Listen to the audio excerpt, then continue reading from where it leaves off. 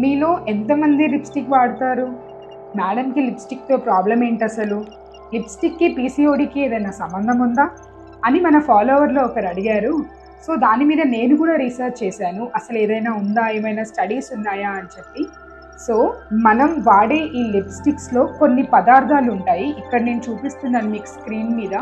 ఈ కెమికల్స్ ఉన్న లిప్స్టిక్స్ వాడితే ఖచ్చితంగా హార్మోన్ డిస్టర్బెన్సెస్ అంటే హార్మోన్ ఇంబ్యాలెన్స్ అనేది అవుతుంది అని చెప్పి చాలా స్టడీస్ చెప్తున్నాయి ఈ మధ్య. మెయిన్గా ఈ లిప్స్టిక్ పెట్టుకున్న తర్వాత మనం ఖచ్చితంగా ఎంతో కొంత అమౌంట్ అయితే లోపలికి తీసుకుంటాం కదా. సో దాంట్లో మెయిన్గా లెడ్ అనే ఒక మెటల్ ఉంటుంది. అది మన బాడీ లోపలికి వెళ్ళిన తర్వాత అది ఎంత కొంచెమైనా సరే హార్మోన్ డిస్టర్బెన్సెస్ చేస్తుంది అని చెప్పేసి చాలా రీసెర్చెస్ చెప్తున్నాయి. సో మరి ఏంటి లిప్స్టిక్స్ వాడొద్దా అని అంటే కాదు. బేసిక్గా చీప్గా దొరికే లిప్స్టిక్స్ కానీ రోడ్ సైడ్ దొరికే మేకప్ ప్రోడక్ట్స్లో కానీ ఇక్కడ నేను చూపించిన ఈ కెమికల్స్ అనేవి ఉంటాయి ఎక్కువగా. సో అవి అస్సలు వాడకండి.